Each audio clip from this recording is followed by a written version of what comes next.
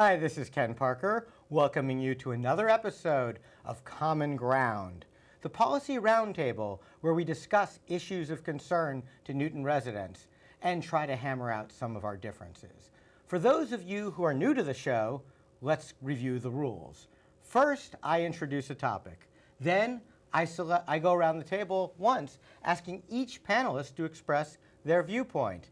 I then select the two panelists who disagree the most strongly, which is going to be really easy this show, for reasons that will be immediately obvious, and ask those two panelists to try to discuss the issue civilly and work out some of their differences. And then, of course, at the end of the segment, I throw in my 2 cents and give an assessment of how we did at finding common ground. As usual on Common Ground, we have some interesting topics and some absolutely fabulous panelists, including this time an experienced Common Ground panelist and a first-timer who I'm really excited to welcome. So without further ado, let's introduce tonight's panel. John Oliver. How you doing? Good to see you, John. Nice to Should I see make you. the joke? You don't have a British accent? I don't No, have okay. the accent. You don't have the No. British accent. That's No. right. The joke. We've got the funny John Oliver, not the HBO one. There you go. Right. Right. You got it. Yeah, I like that. It's good. Yeah. Yeah. So, John, he's funny, isn't funny. he? He's very He's funny. funny. Yeah. Not just funny looking. Newton's either. John Oliver. right. Right. So John is you're serving. What is it? Your third term now? This on is third term. Time flies when you're That's having right. fun, That's right? Now the first term, right? Not a full term. But Oh yeah, okay. But you're So, in. yes. You're into your I'm in third the term third term, on the yep. city council, and you are a business management consultant, Yeah, and you're management by a consultant. Yep, management yep. consultant by day and a city and councilor city by councilor night. Yeah. by night. And weekends, it turns And out. we, yeah, you found And found that turns out. Yeah, yeah. Exactly. It's, Yeah, it's an infinitely It tends to- expanding part-time yes, job, absolutely. right? Shh, don't tell David. yet. I don't know. You might have already figured it Yeah, I out. think I'm I not did. sure. Well, wait till the budget process, right? Yeah, we don't have to wait too long. Yeah. Well, it's great to have you back on the Thank show, you. David. Great and, to be here. John. No, I'm sorry, I'm talking to okay. David. It's all good. John Oliver, David, and welcome in. Thank you. Thank you very David much. Micley. Micley, you got it. Micley. Perfect. So, David, I have something I need to say to you. Say it. Which is, you're going to have to be. You absolutely have to be fabulous as a city councilor. It's required of you. yeah. It's the bare minimum. Why? Because you are following in the footsteps of a superstar. I know. In Emily Norton. I know it. I'm just So- going to say I'm going to be a disappointment right off the bat. The bar is too high. Can we please lower it? No, I mean no, but I'm sure you'll do great. But it is for those of us who had the pleasure of watching and working with Emily over the years and discussing issues with Emily. She set the bar high on constituent communications with her email newsletter, thoughtful discussion of issues, taking a lead on environmental issues. So. Recruiting other city To run. councilors. Yeah, no, she made some fine selections in that regard. But seriously though, it's and as we were discussing earlier, it's a seat with a lot of history. Steve Linsky before that, so. Absolutely, absolutely. That was my first introduction to city politics. I met with Steve Linsky, Alderman Linsky, back over 10 years ago. I remember when Councilor Norton knocked on my door when she was running for the first time, and the bar is high. I mean, when I respond to constituents, even same day, they say, "What took you so long?" Emily would get back to me within 5 minutes. So, And you, by the way, are of course an example of the vibrancy of democracy in Newton. You guys had the most hotly contested. It was a three-way race. It was a three-way race. Someone got eliminated in the preliminary, and then you had a head-on-head. I think your opponent might have spent more than like some candidates for Congress. it was a competitive race, no doubt. I remember I started How early. many times did you knock on every door? in the road, Yeah, too? my hand definitely hurt at the end of it.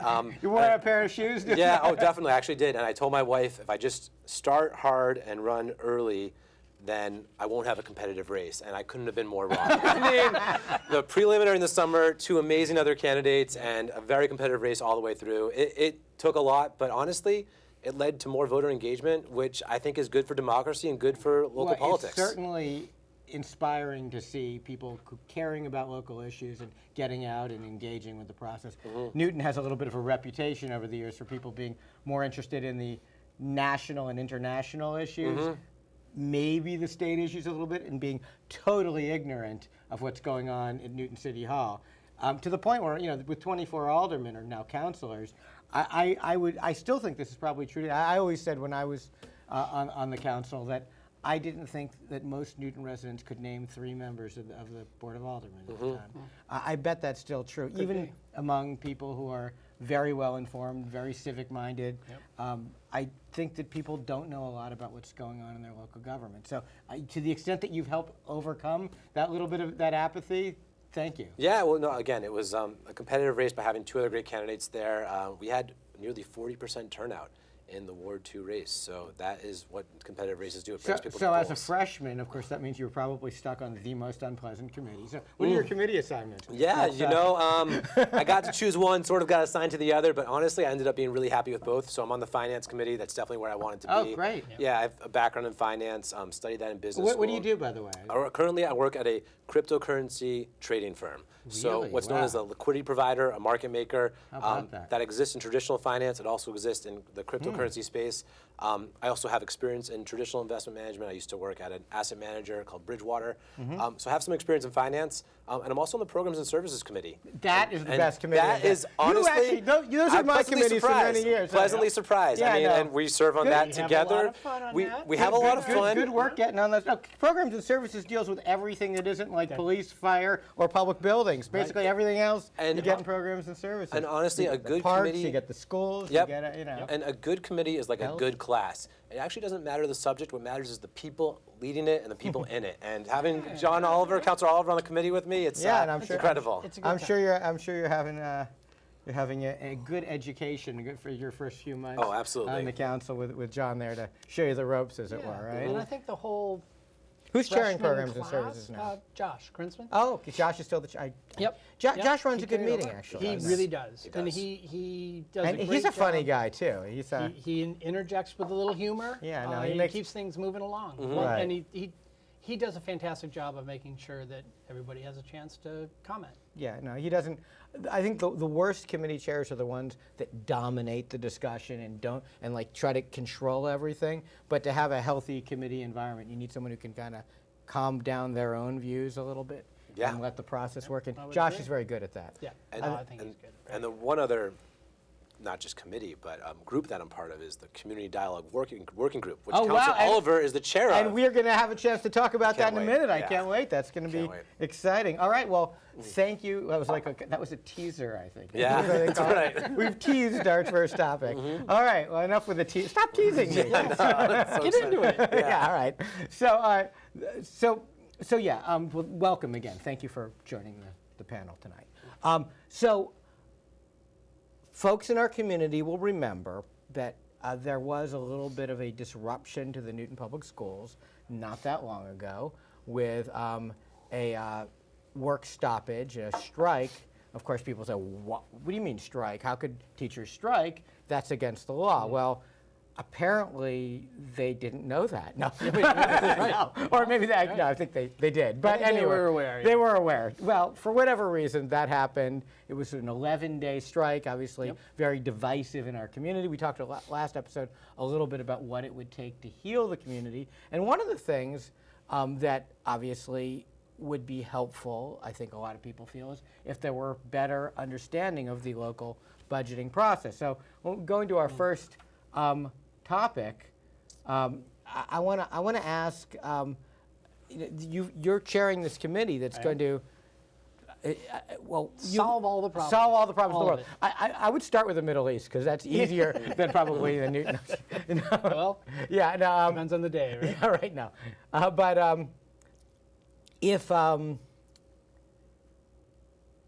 if your committee, I'm gonna let you talk about what the goals of this committee are, and you're both on it. But if your committee could do one thing, what would you want it to do, John? I literally think probably the number one thing I'm after is, and we'll probably get into this in more detail, but to me, Well, what's the name of the committee? Let's start with that. community dialogue is really, And is it a subcommittee or is it a? technically, I think we're considered a working group, and I use the term committee because I think it's more Yeah, accessible no, to folks. sure. Certainly to me. Well, you know what Robert Heinlein said that what a committee is, right? It's the only organism in the universe with 6 or more legs and no brain. And no brain. That's right. That's right. No, So, but The anyway. good news is, I guess there's only Working 5 group, of us working on this group's better. working Yeah, group. And I think the number About one 10 thing legs, I guess. that I really want to achieve here is I want to make sure that, there's some common ground. See what I did there? Yeah, that was very clever. Common Sean. ground when it comes to some of the processes, some of the information, the budgeting, whether it's financial or not, the processes that are at work here in Newton, because I think that's a gray area for a lot of folks. So yeah, no, I mean, there's a lot of misconceptions about the budget. Have you come across any of them so far? One or two, I think, is a fair way to. Is there to anyone kind in of intro particular that you go, oh my God, people are, Well, I don't think people, you hear terms like, and this is one of my least favorite terms ever, free cash, right? You hear that term, Yes, people it's, equate that with a surplus. Right. They equate that with a all these bad millions of dollars process, of free right, cash. just laying around waiting to be allocated. And really, the process, that's a as you really well important- know, yeah. right, it's regimented. There's checks, there's balances, there's ins, there's So outs. yeah, no, free cash, as I used to say, is neither free nor is it Nor is it cash. really cash. It's unallocated fund balance, and the way our process works in Newton, so we have a capital improvement plan, and we fund it with the unallocated fund balance at the end of the year. So it's planned for. We know we're going to have a relatively predictable amount of it, and then it gets used for our capital improvements. Right. And it varies a little bit, so we can do we have a prioritized list. So it's not extra money. Correct. And of course, it gets certified at one point in time, then it gets allocated. So people will compare non-apples to apples, say, oh, look, we have way more than we did last year. Well, by the end of the year, we had virtually none. So they'll compare something that isn't apples to apples. So, and when I say people, I mean the Newton Taxpayers Association used to do this every year. We've got $60 million of free cash. We've got, our taxes are way too high. No, that's just the money that goes into the process for fixing the leaky roofs and everything. Anyway. That's a great one.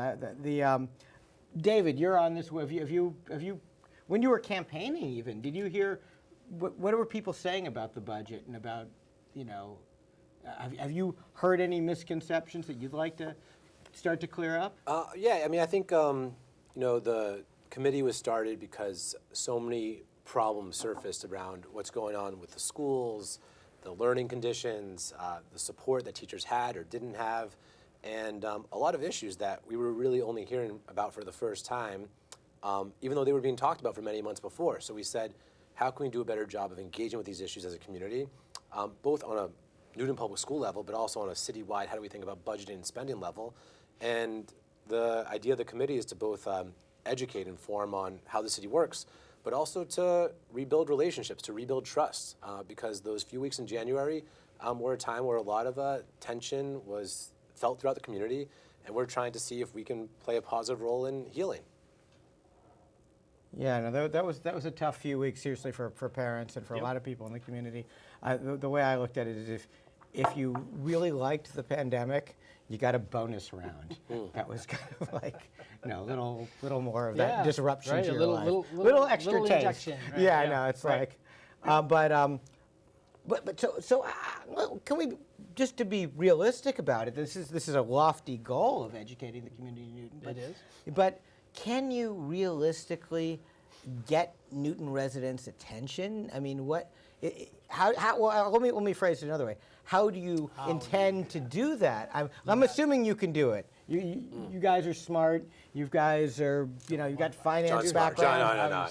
Finance, management. You guys, and I'm sure there are other people on the committee, the working group, who will do some work and will contribute. Yep. And there's a lot of people in the community who will, I'm sure, give you good ideas. But ultimately, how the heck are you going to get Newton residents' attention? Because, I mean, as a first-time candidate, you saw how hard it was to get people to focus on even with a hotly contested race. How do you get Newton residents' attention when you're not dealing with a crisis like a strike? Yeah, and I think that's really the challenge, because one of the ways that I think we're going to have to chip away at this over time is, and we put out a questionnaire, a survey.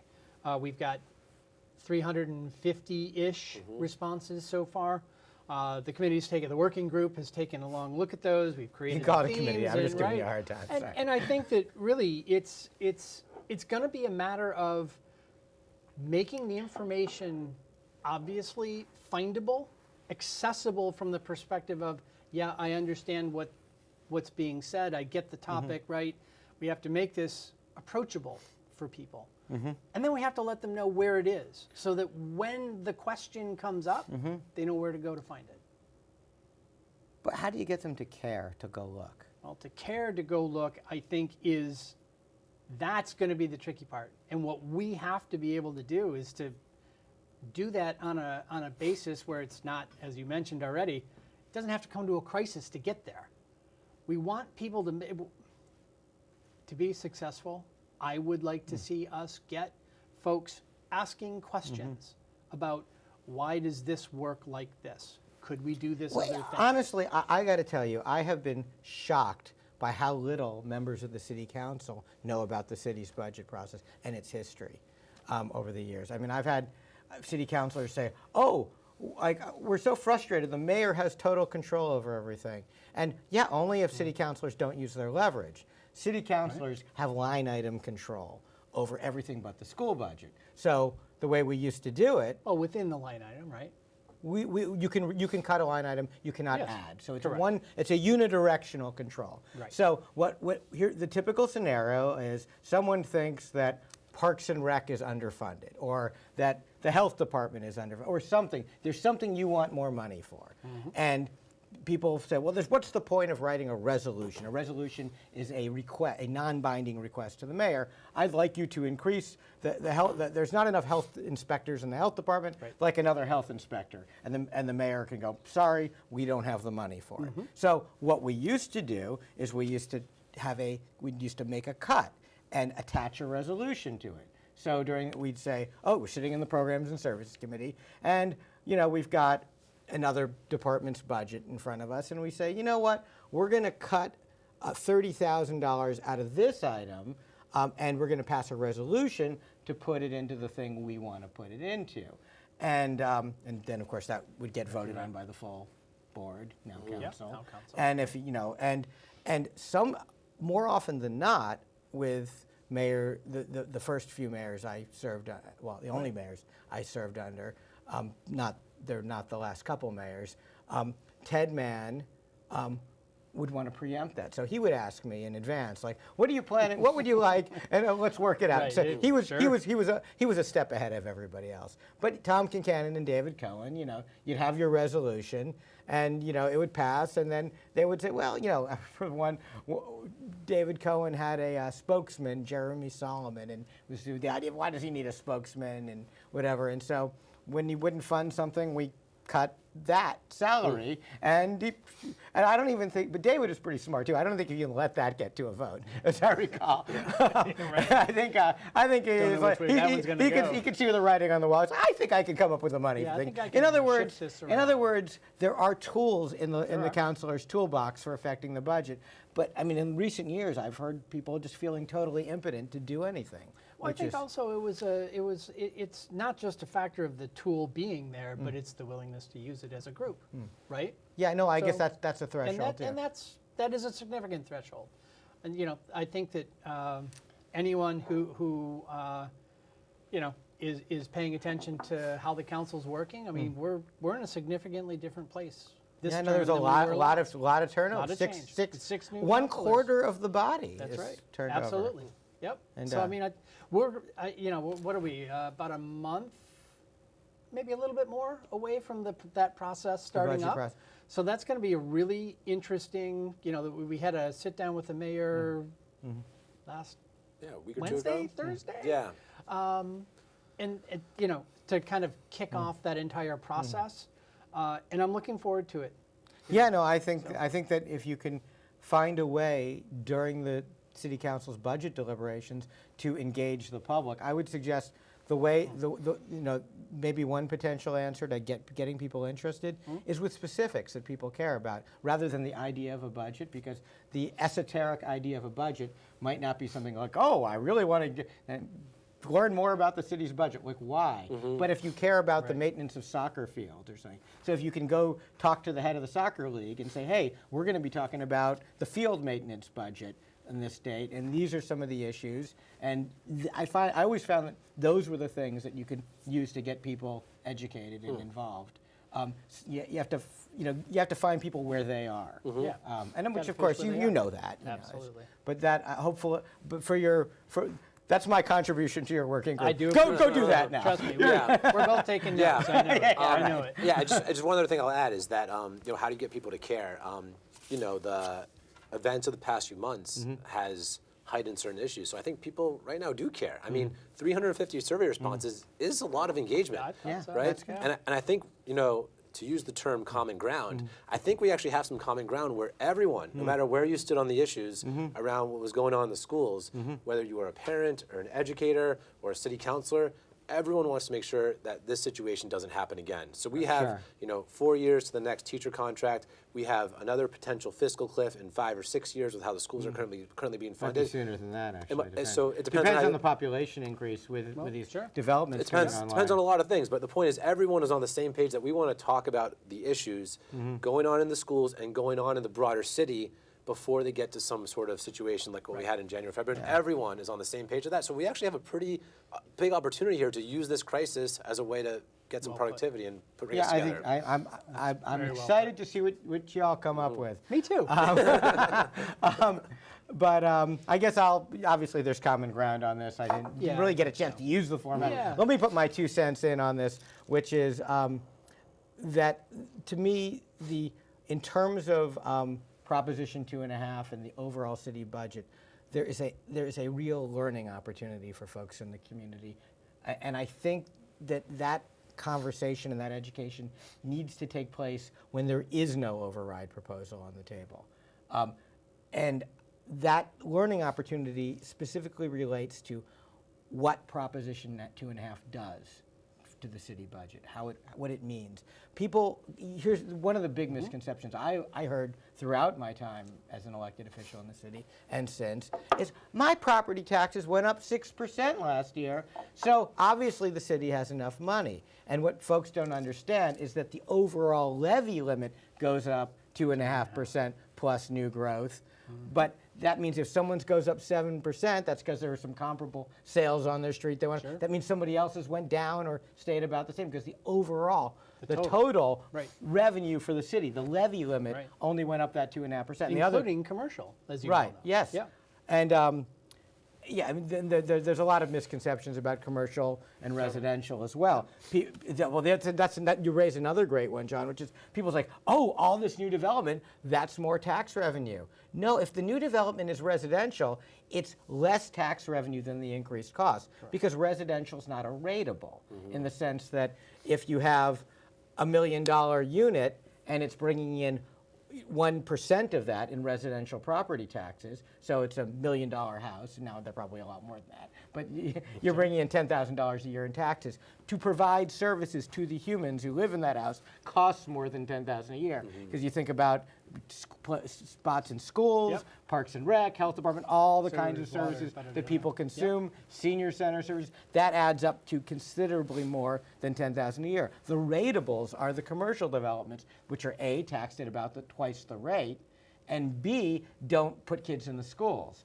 So it's really the ratio of commercial to residential that to have a sustainable, vibrant There's that word. level of There's that budget, word. well, sustainable budget anyway, you need to increase the level, the ratio of commercial to residential, and for whatever reason in recent years, the trend has been to decreasing that ratio. So we're down, I think, like 6 or 7 percentage points in terms of what percent of our overall levy is from commercial over the last generation. And we're going in the wrong direction on that. I mean, it's why communities like Cambridge are and that, and they also you don't have even do Waltham, right? You don't Yeah. have to go terribly far right. down. Yeah. No, that's So- that because they have a good commercial tax base in Boston, obviously. Very strong. Good commercial tax bases puts them in a different kind of situation with respect to taxes. Anyway, we could do a whole, and we will. When you're done, you guys are coming back, all right? When you got a come report, back. you All come back. Come There you back, go. We're all coming right, back. yeah. We're gonna have the sequel, all right? right, Okay? yeah. And we're gonna talk. You guys are gonna talk about what you found, what your recommendations are, and we're gonna what we're doing about it. and how you're gonna prepare the public for the budget adventures to come in the city of Newton. Yep. All right. Stay tuned. All right. It's gonna be a party. Well, I'm telling you. we're staying tuned. Well, yeah, that's right. Anyway, all right. So why don't we jump along to our second topic? Anyone know what that is? No. Lost track. Yeah, no. I think we were going to talk about affordable housing next, and specifically one specific proposal, which is the Walker Center proposal. This is in Auburndale. Yep.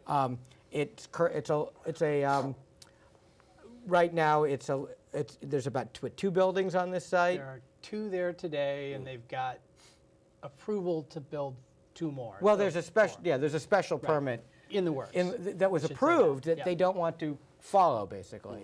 Good point. So the city council in 2022 approved a special permit. This is a 58,000 square foot lot. Walker Center was kind of, I don't know, it was like kind of an organization. What did they do? That's a great question. I'm not entirely sure. I on the remember one to attending an answer event that. there once. It was like an art thing or a fundraiser. But they were like, they were one of these fine community organizations that didn't make it, basically. Correct. Or did for a certain amount of Yeah, time. they did great work for a while and whatever they were doing. And I feel like Amy Sangello is going to call me Yeah, up right we'll after get this a phone and remind me, Ken, how do you not remember that? But, She knows her stuff. Yeah, no, she's in that neighborhood. So Yeah. I'm The pretty minute sure. you asked, I was like, we should know that. Yeah, right. Anyway, so the Walker Center stopped functioning as the Walker Center. The property is getting developed. The developer came to the city council and said, hey, I want a special permit to build 16 units. And the city council punched into the calculator and said, well, under our current inclusionary zoning ordinance, you're going to need 2 affordable units out of those 16. 2.4. 2.4, Yeah. right, yes. And here's your special 15%. Yeah, Yeah, exactly. That's right. It's good math. Well, thanks. Yeah, there Yes. we go. He's a smart one. Yeah. No. And I'm hoping that folks in City Hall have calculators if they can't do Yeah, 1.5 yeah. times. That's true. But anyway, the planning department has a calculator anyway. Someone has one. There's one somewhere. It's finding it that's always the problem. It's always in the drawer underneath the. Never Oh, mind. yeah? Okay. All right. That's what the calculators are. All right. Good to know. I probably got about 6 calculators sitting around my house, and I can never find anyone. Okay. Well, if you got a spare, we could use one. Yeah. Anyway, but anyway, point being that they got the special permit, and now, as I understand it, they're saying we can't build it that way because we can't afford to do the 2 affordable units on site. Right. We want to make a financial contribution instead because we think we'll get more in the market for the market rate units, and the numbers work better for us. So, have I correctly Yeah, I think summarized everything. the Yep, situation? that makes sense to me. Okay. That's the conversation I've. So that comes to the land use committee, which neither of you is on, but then it goes to the full city council and needs. Ordinarily they need 2/3 vote for a special permit. I know that for certain permits, if they're creating affordable housing, they only need simple majority. Correct. But since this is taking away affordable housing, I'm assuming this is going to need 16 votes. I think you are absolutely correct. So I guess my question to the panel is, why would you do this? Or what do you think? Is this a good idea?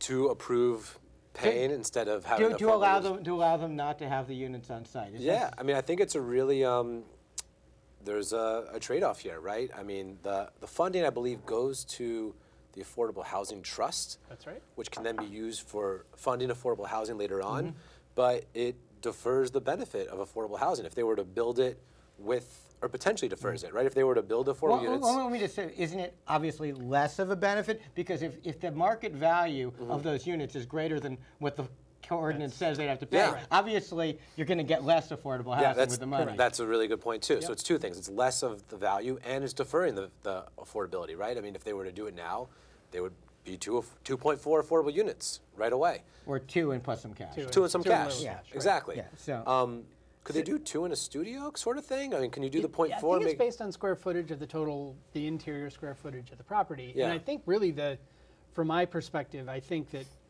what I'm looking at, because I think you're absolutely right, the payment in lieu of the actual built affordable units, to my mind, is a reduction in 2 different ways, right?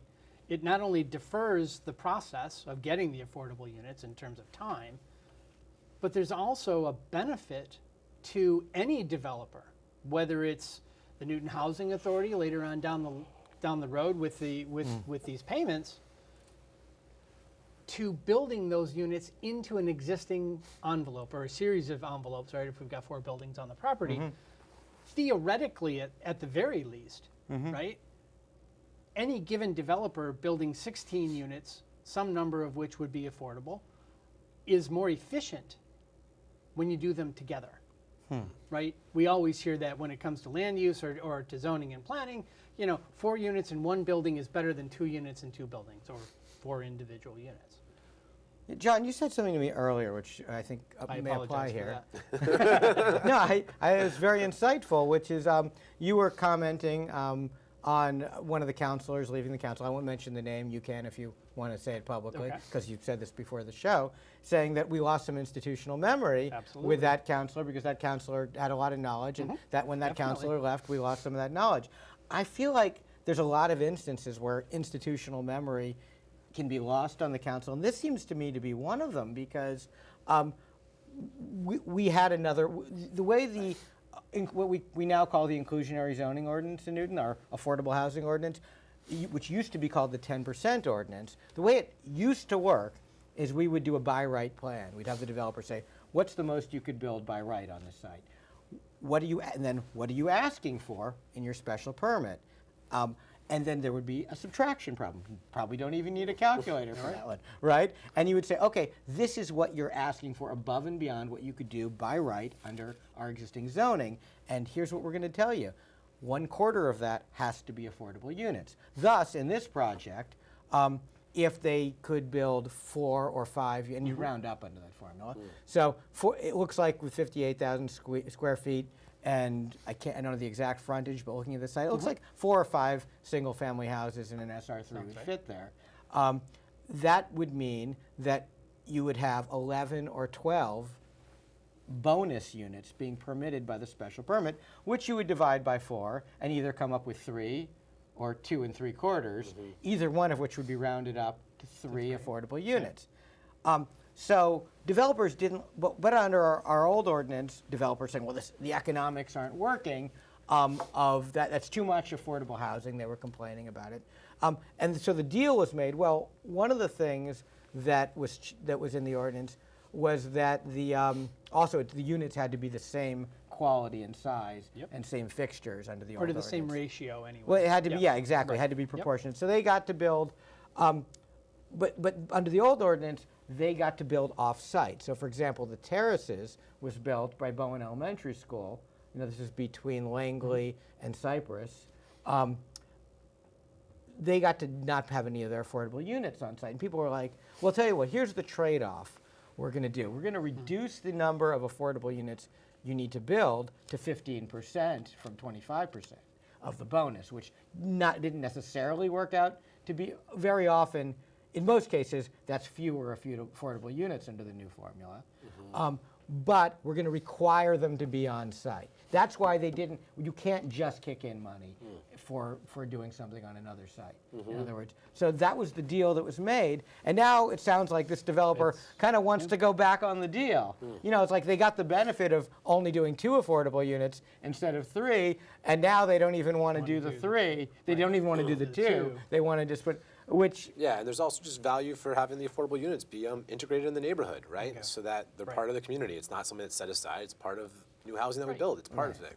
Yeah, well, I mean, of course, there is an argument also, of course, that there's somewhat of an elitism, right? That we want to build an affordable unit-free development and then put them off somewhere else, like maybe in a less expensive part of the city. That's, that doesn't achieve, not that we have obviously perfectly equitable distribution of affordable housing in the city, but that tends to run counter to that ideal. It does, and I think even today, not that I'm very well known for being, pro-developer on this, on the council, but realistically, today, anyone who's looking to build or even renovate your own home, you're facing a lot of headwinds right now.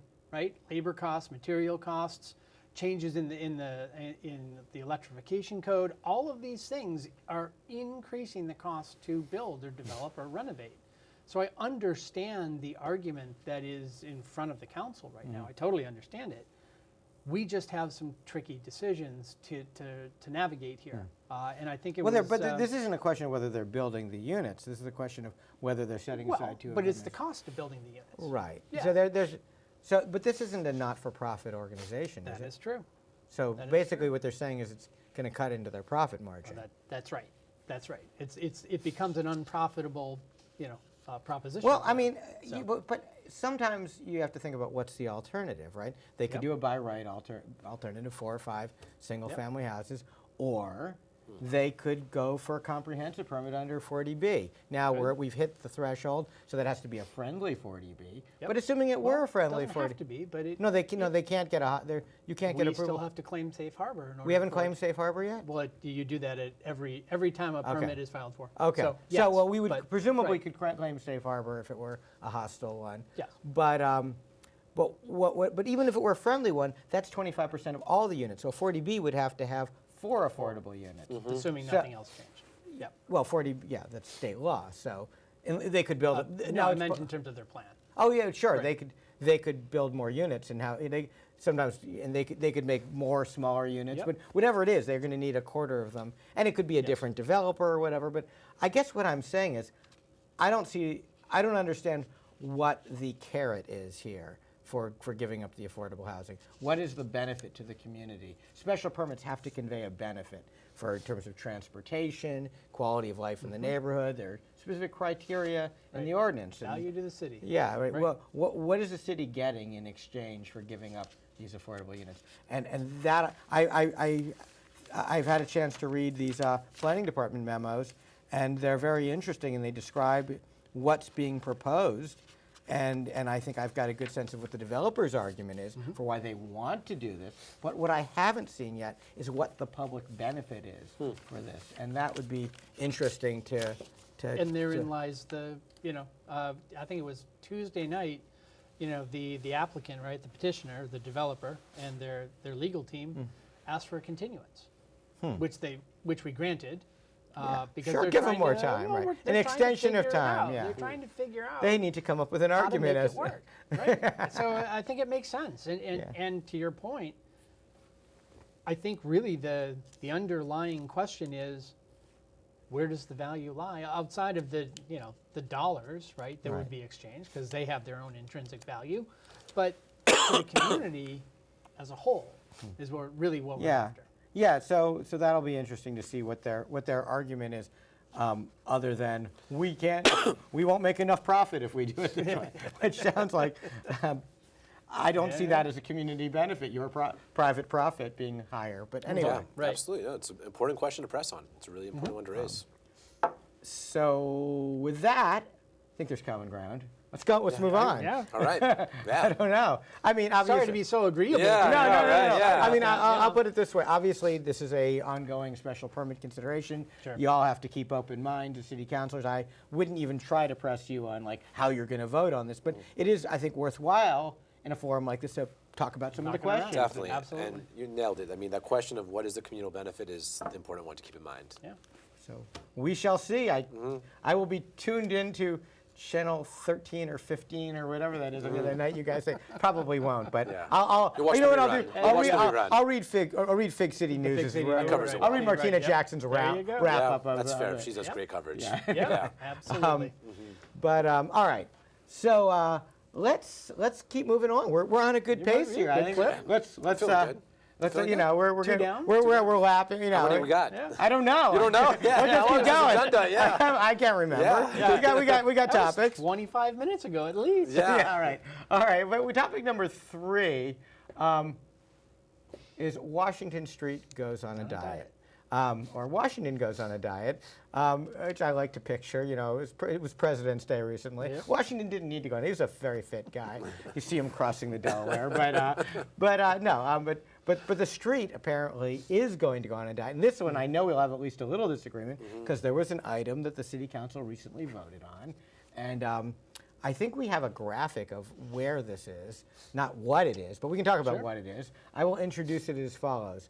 There is a pilot program to reduce the number of lanes on a section of Washington Street from 4 lanes, in other words, 2 lanes in each direction, to 3 lanes a la Needham Street, where there's 1 lane in each direction plus a turning lane in the middle. Do I have that right? Yep.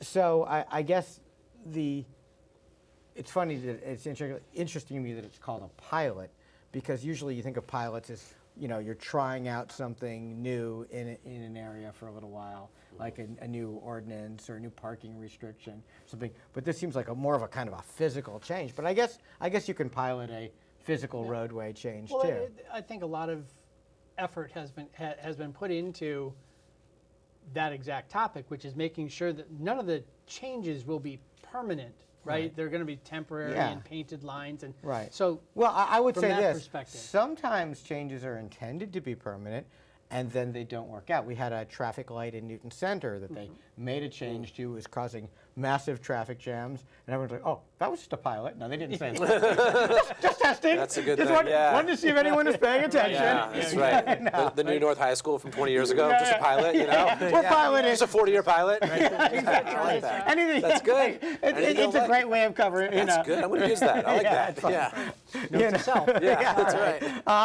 Honey, I was just piloting, not doing the dishes. I wasn't gonna. That wasn't a permanent thing. I just wanted to see how that would go. Yeah, it didn't go well. Yeah. It didn't go well for me. Yeah. Congratulations, you were paying attention. Yeah. Just testing to see Yeah. the Okay, integrity don't of need the. to go there again. Yeah. Okay, got it. That's right. Check that one off my That's right. list. Yeah. Anyway, but so okay, so there's this pilot of reducing the number of lanes on Washington Street. Now, you represent wards 1 and 2, and Washington Street goes right through. But I think the section of Washington Street they're talking about was it a little west of your ward? Yeah, at least? Well, it's definitely Yeah, I mean- definitely west of. Has a few Yeah. parts Is there of Ward a tiny 2. bit of Ward Yeah, there's 2? some Ward 2 in there. Okay, there's a little bit of Ward 2, goes into Ward 3, West Newton. So, Yep. Ward, to refresh our audience's recollection, Ward 1 is Newton Corner, Nonantum, roughly speaking. Ward 2 is Newtonville, roughly speaking. Ward 3 is West Newton, mostly, Yeah. roughly speaking. That's sort of, the words don't exactly correspond Not to those perfect, neighborhoods, but, but yep, in general. so Washington Street, as you head west, it's going to go from being 2 lanes in each direction down to being 1 lane in each direction with a turning lane. At what point? Lowell. Yeah, yeah. Lowell. Lowell, exactly. So just after you cross over. Westbound down to Washington. So from Lowell. So you cross Lowell over to Walnut West Street, Chestnut. and then you get to Lowell, and then it gets necked down. Okay. Now, I honestly don't remember which of you voted which way, but I know you guys split on this, right? We did, On this yep. pilot. So I guess what I want to know is, first of all, who voted how? Did you vote? I voted against, and I believe you voted for it. Okay. That's right. All right. Well, let's go with the positive. Sure. Why do you vote John's for it? positive too, you No, know? I mean the yes Yes, vote. sure. I just mean in the most Yeah, but he's a basic positive sense of- guy, you know? I just want to make sure it's clear. The Yeah. most basic sense Yeah. of the word, the affirmative Affirmative, vote. yes. You said let's pilot this yep. sucker. David, what the hell were you thinking? Yeah, I know, crazy, no, right? No, Yeah, I know. No, just Can I change my mind now? You know? No, seriously, It was no. a pilot vote, you know? I was just piloting my vote. Yeah. No, yeah. Sorry about that. You saw that? Oh. Yeah. No, you know, I still feel good about the vote.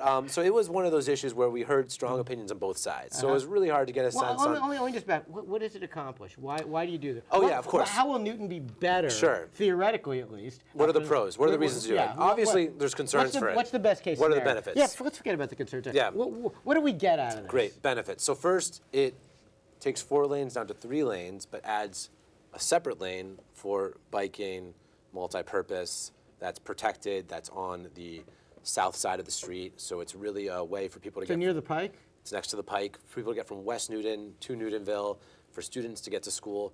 Is that a pedestrian, jogging? What are we talking Both, yeah, pedestrian, jogging, biking, multi-purpose lane, right? That's sort of the idea behind it, and it will be wide enough for multi-use. The idea is that right now people do bike on that street. It's very dangerous, and this is a way to allow that to be protected and potentially allow more people to bike on that street. So it's a chance to pilot and see if we create a truly protected bike multi-purpose path, whether it gets usage. And my view is if it gets usage, great. And if it doesn't get usage, then we learn something from that pilot and we could readjust. So that's sort of one reason. And the second, I think, also key reason is around safety. So right now, taking a turn onto Washington Street, especially if you're going from the north side towards Washington Street and try to take a left, basically at any of the intersections, it's really hard. You have 4 lanes to watch out for. Cars could be switching lanes while you're taking that left turn. At Trader Joe's, very dangerous left turn to go onto Washington Street. There was literally an accident a week before the vote where someone was taking a left turn there. But right turns are also pretty tricky because the right turns are still trying to navigate 2 lanes. As they take the right, someone could be coming from one lane into the other. So taking it down to basically have less lanes to navigate as you're crossing makes it safer. And then the final thing, also around safety, is part of the pilot is to have clear designated crosswalks from the parking on the south side to areas on the north side of Washington Street. And right now, crossing Washington Street, if you park on the south side and try to cross to the north side, it's very hard, it's very dangerous. This will allow that to be safer. So I think there's a safety matter, and there's also an idea of creating a path for multi-purpose usage, biking one of which. Okay, so here we got safety. What are you, against safety in the environment, John? How could you not? How could you vote against it? That's it. He lives on the edge, you know? He's a risk-taking guy. So you're like you in the extreme Mr. sports. Daredevil You're over like here. jumping out of the helicopter with a hang glider and the skis on, right? Yep. Yeah, It's really painted me, you pictured it. Really, and where I was coming from and the conversation that was being had on the council floor was not about some of the end goals, at least in my opinion, from what I recall, what we heard. I had 2 challenges to the proposal in front of us. The first one was which? No, that's not even English. The first of which was that there were a lot of questions that were coming up that we were getting different answers to, right, on the council floor. As well as when we talk about a pilot, when we talk about a test, to me, in my world, right, management consulting, you define the test. What are you testing? What does success look like? What does a failure look like? You mean you want measurable indicators? I want measurable indicators of, hey, yes, maybe, not so much. Are you just being a little greedy there? You know what I am kooky, that's for sure. But, you know, and it's not to say that the pilot, after it's run its course, you know, one of the questions was, well, is it really a 4-year pilot? Or Well, is it really a 10-year? isn't the way this is supposed to work? Is if you feel good about it afterwards, Well, that's I'm feeling good now. Right? I'm getting great vibes off of this. Pull the trigger. I think really what brought me to a no that night was not the end goals, but the fact that we hadn't, in my opinion, done enough homework to say yes, because yes has dollars attached to it, taxpayer dollars that, in my opinion, right now. How much did this project cost? Oof. Counting the minute I said dollars, counting I'm the like, oh, what consultants was and it? everything. I mean, 2.7? 275. I think we already spent like 2.7 $500,000 on the consultant. 2.7 million. Yeah, well, Yeah. that's what's in the queue for them. And then, They've and spent then of roughly course, half of it already, all I right, think. okay, Yeah. dumb question. If after the pilot, people are like, oh, this isn't so good, how much does it cost to change the street back? I think that's baked into That's the baked pilot into cost. okay. I That believe is? it is. Okay. All right. And what got me was literally, good. let's So- send it back to committee. Let's get the right answers in front of us. And there was obviously not, I was well in the minority on that. I think it was 18-6 was the final vote, or 20 Yeah, to 4. I mean, it was in all, Yeah. Okay. it's 20 to 4. It was 20 It to was, 4. yeah, no, it was, I got to say, in all honesty, some of the best votes I took during my 18 years on the city council were when I was in the small minority on the losing side. Yeah. I mean, I was sometimes, doing the right thing with the majority, but I mean, I think I'm not saying this is going to be a case of this, but there's certainly, I think it's great to see when people have courage of their convictions and can be 1 or 2 or 3 votes, and aren't afraid to be out there a little bit. So, but and I do think that at the end of the day, if I'm wrong, and the pilot demonstrates safer, better, easy on traffic flow, like no negatives, right? Or the negatives are far outweighed by the positives, I'm happy to be wrong about it. Well, maybe Yeah. not happy. Yeah. I'm comfortable being yeah. wrong. But I do think, sorry. All right. Go for it, you go for it, yeah. The last thing I want to say, sorry, and then I'll be quiet. No, you won't, which is because I hard want to to get do. back to you in a minute. I do want to well, give jump David a over. chance Go ahead. to talk to you about this. I mean, So you've heard those concerns. Yeah. You want to address? I don't know if this is the part to talk about the common ground, or we should Yeah, still no, be no. having a debate, you know? What I would like you to do, Yeah. David, if you could try to persuade John of your viewpoint. Sure. Explain to him why he was wrong and you're right. Yeah, well, you know, I think there's actually more common ground than you might be. But I could. No, yeah, no. of course. No, but Councilor You're Oliver's. wrong because Yeah. He made the point about the importance of metrics at the debate that we had about it, and that really resonated with me. And I do think there's a lack of metrics, a lack of goals right now, and I really want to see that as part of the next phase going forward. To me, what made me comfortable to support this at this point was it was approving the next phase of the design. And I think we can incorporate those metrics in the next phase of the design. But I recognize that Councilor Oliver has concerns about whether those metrics will be there or not, because historically we haven't done enough with metrics. So John, what do you say to that? I mean, why can't the metrics come later? As you said, the council's all improved, 6 new people. Yeah, everyone's going to be metric crazy pretty soon, right? They're going to want more metrics. measure. Yeah. I really do think it. And they'll all have a calculator You know, right? right. To me, in the drawer. Right? yeah. It does come down to when to allocate the dollars. We have a consultant, like we just talked about, who is on board, right? Their contract is set. I think it is around $500,000 for the entirety of the program or project. It just seems to me that metrics should be identified before we continue to design. Now, granted, you know, there is a difference between a 25% complete design and, you know, as things kind of progress, you're spending more dollars to get to the final. I get that. I do understand that. But it does seem to me like, well, what are the goals? What's success look like? What does a fail look like? And what metrics are we going to use needs to be part of that first 25%. Okay. Because, again, budgets are where they are right now. David, do you have anything else you want to say about this, or should we wrap this one up? No, I mean, I think I it's think I convinced David that maybe I've got a better point than he thought the other night. He's got a really good point. He's got a really good point. And I guess the last thing I'd say is that there is a timeline, right? We have to allocate the ARPA funds by the end of the year. And I don't think February, March is running up against that deadline, but at a certain point we would be running up against that deadline. Agreed. So it's a bit of a gray area of when you need to pull the trigger versus when you don't. I felt comfortable enough with going forward, given the opportunity, given all the things we discussed, and given the push that Councilor Oliver made on that City Hall chamber floor about the importance of metrics, that many people that supported it said, you know what, Councilor Oliver, you're right. We need to include metrics, and we're committed to doing that in the next phase. And I think we just need to hold the group accountable for that. But to be serious about this, though, and it's not that you're not being serious, but I mean, what I mean to say is, in all seriousness, since I'm usually being silly about this stuff, is it? I hadn't noticed. Yeah, no, not at all. I thought you were a serious guy. I'm very, very serious, Yeah. very serious, particularly today. Yeah. No. Of course. Is it possible to come up with a metric if you can't agree on what the objective is? And I say that because I listened to some of this public debate, and I heard a great articulation tonight from David as to what the public benefits would be, but I'm not sure that there was consensus among the advocates for this as to what the goal, what the reason for this was.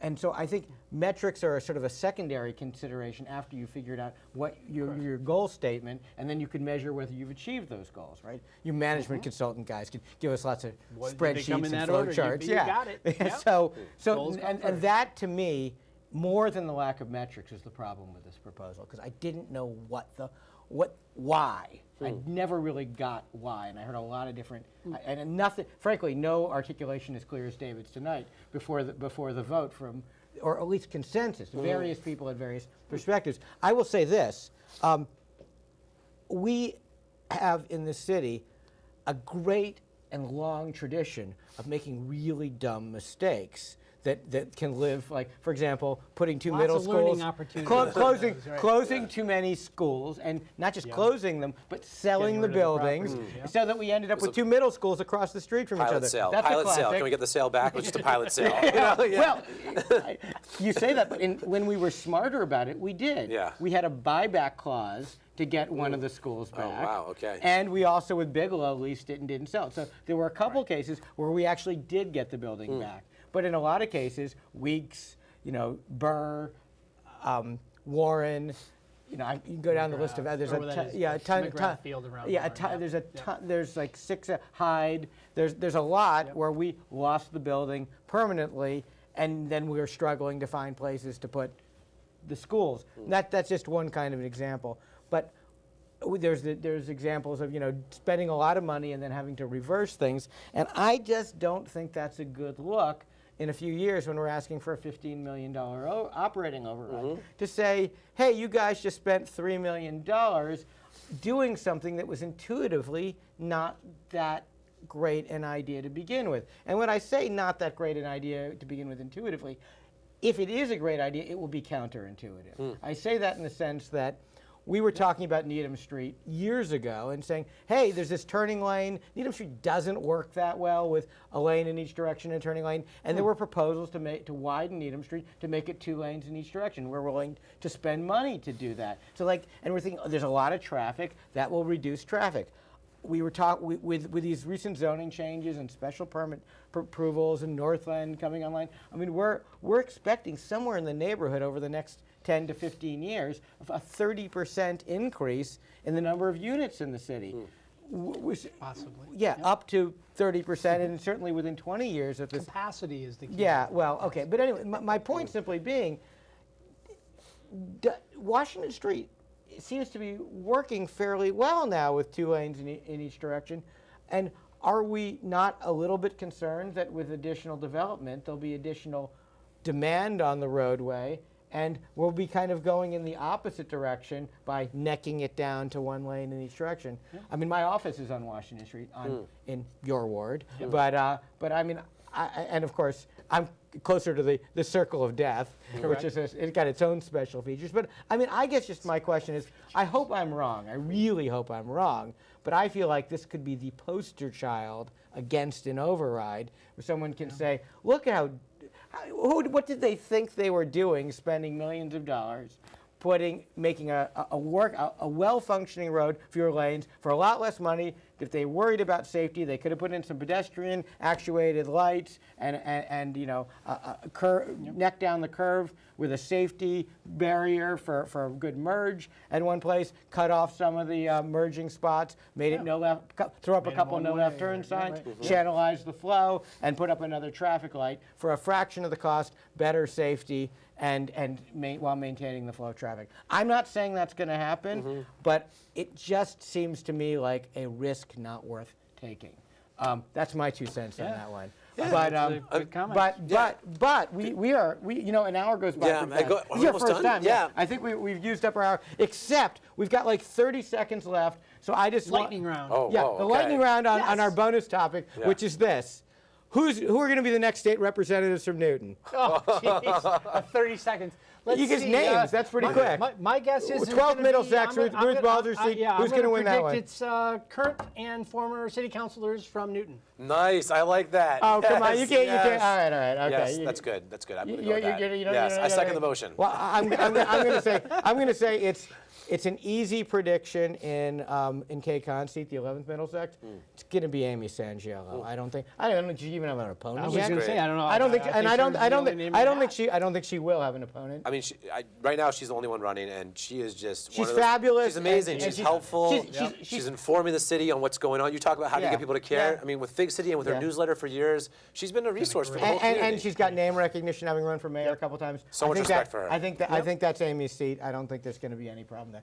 And my bolder prediction is doctor, lawyer, and really smart guy, former city councilor Greg Schwartz. Impressive Is background. he's smart, he's thoughtful, he's nice too. He's just a nice guy to He's a talk nice to. guy. I want to have a Nice nice someone I can talk to. Yeah. It's like, So I mean, I haven't made an endorsement in that race yet, but I predict not think only you will just Greg did. Schwartz. No, I know. I'm predicting Greg Schwartz will not only win that race, but he will get more than 50% of the vote Wow. in the primary. All right. The other 2 people are. You gonna heard it be- here. All right. Okay, there we go. All Yeah, right. hot take. And with that, thank you very much. Oh, thank you. Thank you very much. Thank you, John. Thank you. Thank you Thank to you. thank you to our fabulous crew. Thanks to Will for directing. Thanks to everybody at New TV. You guys all do a great job, and it's just a wonderful community resource to keep the community informed. And Amen to that. And thank you at home for watching. And please, please join us again next time, starting on the second Thursday of the month. So that'll be the second Thursday of April, when we try to find just an itsy bitsy teeny weeny little bit more common ground.